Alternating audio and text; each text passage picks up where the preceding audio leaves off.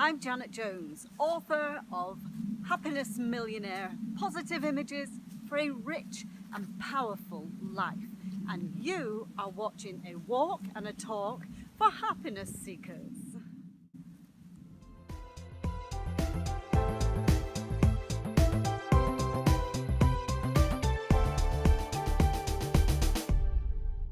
With the rise in antidepressant prescriptions year on year, I decided it was time to do something about it. And I help people to focus on happiness health all of the time rather than mental health when there's a problem.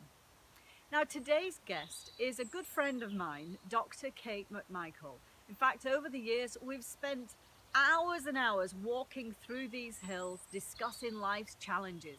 So I believe that she's a great person to have in this series. In this short interview, we discuss everything from menopause, bereavement, to depression, the kind of things that are roadblocks that get in our way and challenges that sometimes can pull us down. I hope you enjoy this discussion. Here is Dr. Kate McMichael. Hey. Yeah. Well, Dr. McMichael. Kate. I don't know why you laugh when you say that. Sorry, I know. I've known Kate for quite some time now, so Kate, thank you so much for giving me your time. That's a pleasure. And it's great to be here in these beautiful woods with all these beautiful bluebells and things. Perfect. So let's take our little walk and have a talk. So I wanted to chat with you today, as you know, to talk about emotional problems and stresses that people may have come into the doctor's surgery to discuss, the kind of struggles that in a way many people are going through. Don't know whether it is modern life or whether it's a passage of time, it's a getting older thing, but if you could just share some of the kind of things that people may have come to you for some advice about. Well, I think most GPs now find that a lot of the routine work is done by practice nurses and others, and so perhaps a third, maybe more, of GP work I think now is often related to anxiety, depression symptoms, which may of course be due to what we used to call endogenous depression, where there's no real cause, which in itself is very distressing for a lot of people, because sometimes it's easier if they know why they're depressed. They're depressed because their marriage is broken down, or they're depressed because they've lost their job, or they've been bereaved. But for an awful lot of people with endogenous depression, and there is no reason, that's very hard. But if we leave that group aside and look at the group that you're talking about, really, which is massive list, really. I think when we tried before to come up with a list, we came up with about 15 Lots things of without subjects, even really it? thinking about it. So what was that list again? I know there was menopause, well, we started off divorce. with, I think if you divide it up into sort of maybe other health issues. So for, say, women going through, well, I think for women particularly, there's the menopause. There's also, for some women, struggle terribly with premenstrual tension to the point of really affecting their lives very badly. And I think a lot of women feel they shouldn't go and see their doctor about it, because they should be able to cope because it's a kind of normal thing. Yes, but for some women, of course, it's not. And I think the menopause is the same. Some women take the view that it's, all women go through it at some stage, and they should be able to cope. But in fact, for some women, it's absolutely life-changing and really devastating. So So it's very difficult. And so it is worth going to visit the doctor then at absolutely. that time. Absolutely. And so what kind of thing would a doctor say or advise, or does it help even just to have someone to talk with and to share the problems that you're having? Well, I think that's true of most problems, because I think a lot of women worry about some of the symptoms they're having. So I think there's an element of reassurance that this is actually normal. But so what sort of things? I think, and also a lot of women don't come because what they don't want is HRT. They don't want medication, and so therefore they say, I can't possibly go. I don't want to be on HRT because maybe of a lot of misconceptions about it, or they have a friend who went on it, or their mother went on it donkeys years ago and was really ill, or they associate it with giving you cancer or things. So I think there's an element of, at least going with an open mind to see a GP, because there are quite a lot of non-drug things, if you like. Sort of vitamin type preparations.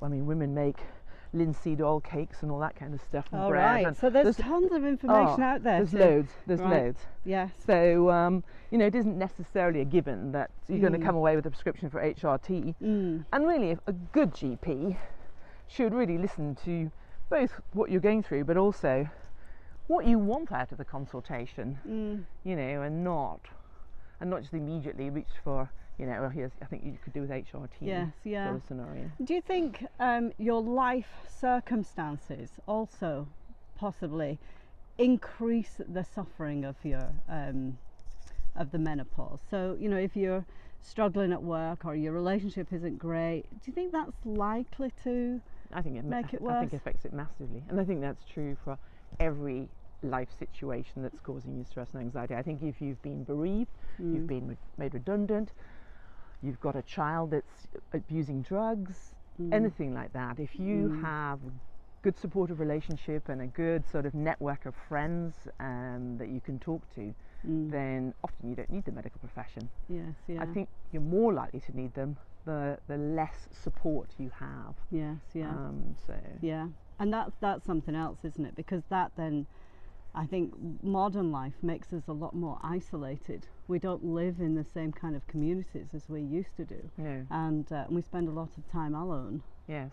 And that's not really a good thing, is it? It isn't. No, I mean, even doing things like this sort of thing, going for a walk, so you and I regularly do on sort of Sunday mornings and things, getting out in the fresh air, walking with a friend, you're doing all sorts of things, you're out in the sunshine. But it's also being able to share things and to talk about it. Even if you don't talk about them particularly on the walk, at least you feel better because you've had that human connection, isn't it? Which is the vibe. In one of the other videos, I have a guy, Tabo, who's a musician, and we hum together, and that's about his connection of a human vibe from someone else, and that's vital to good health, isn't it? But even going out walking on your own, as you know, I do a lot of walking on my own, but that's a connection to nature. It is. But we must connect to something, which is important.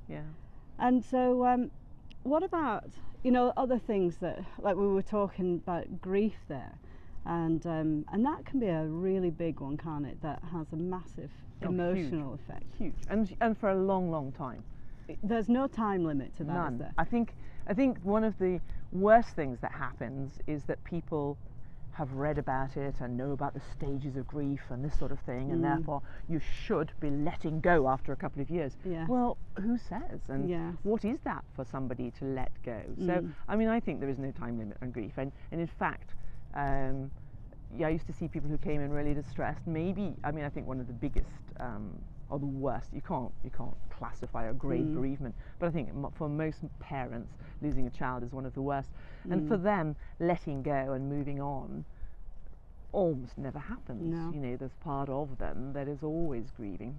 And I think one of the worst things that happens for them, and I used to hear from not infrequently, would be everybody's fed up with me and thinks I should be moving on. Well, how and why you get to that point is very, very, very individual, and again depends on so many things. Tons of things. I know when my dad passed away, I was like 6 years. I probably was holding on and keeping it to myself, and going through the same thing. Or people expect me to have got on. I should be over this by now. I mean, you even kind of say it to yourself. It's not even just other people. But 6 years after that was when my life collapsed, because I found I had this inner life that was very different to my external life. And it wasn't until, for me, actually forgiving my dad and what he did, that started to bring peace for me. And it still gets me when I think about him and what happened, and it still gets me. But you learn to live with things, and see the best as well. I think it's important to be grateful. Gratitude's a massive part of emotional healing, isn't it? Yes. So absolutely. In fact, talking of losing a child, I remember seeing an Oprah Winfrey program many years ago, and it was this woman whose daughter had been murdered at the age of 19, and she just couldn't take it anymore. She was actually ready to take her own life. Yeah. And this psychiatrist that was on the show just said to her, have you ever thought how lucky you were to have your daughter for 19 years? And it was like a light bulb came on for her, because she'd got her mind so caught up in the darkness of the loss, Yes. that she couldn't see the things to be grateful for. Yeah. And it totally turned her life around. And maybe that's where, if we're sort of getting back to, say, seeing a doctor or something like that, is that you can get very stuck in your grief, and maybe if you can see somebody will just, you go for counselling or something like that, they will just say something that really, really helps. And I think one of the problems is that counselling is very much depends on the relationship you have with the person. Yes. And the difficulty is that some people say, well, I had counselling, it was rubbish, it was no good at all. And that shouldn't preclude you from trying again, maybe with a different person, a different type maybe of counselling and that sort of thing. Because often it's just something like that it's almost like a revelation, and you think, and wow. you don't know where those things are going to come from. No. It's because looking back from my situation, I do feel that had I had counselling early on, I think my future path would have been very different. But anyway, your path's your path. Yeah, I'm a great believer in that as well. What's on it. And you've no way of knowing. to You could have happen. had counselling and thought, that was a waste of time. Never bothered. And the other thing, of course, that's relevant about that is the timing. You said counselling early on. For some people, actually, too early is too early, and there's sort of a right time, and that's very difficult to judge for anybody, for the person who is bereaved and the people who are sort of with them or timing is just timing, isn't it? Timing. And the other thing is, and I used to see that sometimes, I remember once a really depressed man, and we'd been talking about all sorts of things about, how when people are really depressed, simple tasks become monumental. Yes. They just, answering the telephone's a nightmare, paying a bill is overwhelming. And I remember this chap, and we were talking about trying for the following week to break it down to just 2 or 3 tasks for the day. Sometimes it was just getting out of bed and showering was like one task. And we did all sorts of things. And he came back to see me after months and months later, and he'd been to see somebody else. And he said to him, and he told me to do this, this and this, and I'm so much better. And I remember feeling really aggrieved when he went out and thinking, well, I told you all of that. But clearly the timing was wrong. He wasn't able to listen or to hear me. And so, although I was telling him the same thing, he was like, you never said that. It's impossible to say to somebody, yes, I did. But, at the end of the day, you just have to go, okay, but I'm just glad you're feeling better. But because well, if the timing isn't right, we don't hear it anyway, do we? So it that's is absolutely right. It is again, that's listening to your own intuition. But I always say to people, when you're feeling so low, just keep waking up the day after and the day after, and one day you never know when that kind of light bulb moment that somebody says something to you is there for you. You never know which day that is. So it's important just to keep going. And as hard as I know what it feels like to be so low down that you just think, oh, here we go again. But actually, it is a beautiful world out here. These bluebells are stunning. This air is beautiful. The sun is beautiful. The birds, friendships. So it's so important to remember all of those things, even when you're feeling rubbish. Absolutely. And sometimes just to remember that, I've been here before and I've got better. So I've done it before and I can do it again. And sometimes recognizing the things that helped you get better the last time and using those as sort of techniques, to really focus on and to think, well, that helps, so I must do that, try and do that again every day if I can. And that can be anything from yoga to a walk to a run to a bike ride to meeting a friend to just anything. And it doesn't matter how small. It may seem like the most simple things, but when we keep repeating things over and over, we actually break the connection to the past, the thing that's been causing us to feel bad anyways. So it's just keeping moving forward. So Kate, this has been gorgeous. Is there anything that you can say to, just one, do you have a golden nugget from your past that you just think, Golly, actually, sprung put you on on me. the spot? Jan put me on the spot. I think the thing that I find the most disappointing, and I would say, is that people tend to dismiss GPs, or they've maybe been to a GP and had a bad experience when they've gone. And I think I would say the GPs do have a lot of tools, is a terrible word, but you know, things at their disposal that they can help and recommend. And I would say that if you really are struggling, I would say go and see your GP. Don't be afraid. Don't feel you have to have a proper medical reason to go, even if you don't know what you're going to say when you go. And GPs are used to that. And even if you're sitting in the waiting room thinking, oh hell, what am I going to say? It doesn't matter. Just go in and try and tell them how you're feeling. And if, again, you have a not great experience, maybe it's that doctor. Yes. And don't give up. Try a different one, because so often it's really distressing to hear people, oh, I went to see the doctor and they couldn't have been bothered, or well, I'd only been there 5 minutes and they'd written me a prescription and I didn't want a prescription for drugs. So sometimes drugs are the answer. Sometimes they're just a crutch to help you get over what is an incredibly bad time until things can start to improve, or you can use other methods, talking therapies, whatever. But you know, sometimes it is worth it, and a lot of people think it's not. But I would say, with my ex-GP hat on, it is worth it. It is worth trying. Because one of the things that we were just speaking about off camera there was the incredible increase of prescriptions for antidepressants. You know, within 10 years, from 25 million to 64 million, and that is just massive. And my concern is that really necessary for everyone? You know, I even heard recently we should be taking more of them. And I just think, no, you should be going out walking. you know. Oh, walking. I think the problem is the answer is, sorry, I'm waggling the thing. No. I think the answer is complicated, and I think it would be terrible if we took that as, oh, that's outrageous, that's dreadful, and swung too far the other way. For some people, medication is just, as I said earlier, a crutch. It's an absolute godsend in a time of massive crisis where they just can't cope. And bearing in mind, this is if you like, a reactive depression. This is depression because of life situation, life circumstances, rather than people who have a real serious mental health issue.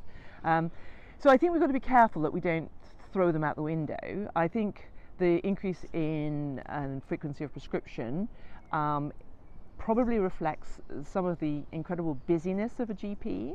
I think maybe it reflects the fact that it's harder and harder to see a GP you know and go back and see them repeatedly. So there's an element of, if I give them some medication, I don't have to see them for a month till I see how they're doing till the prescriptions are running out. Whereas really you maybe should not prescribe anything, but see the patient in 2 days, next week, whatever. So I think time pressures on doctors.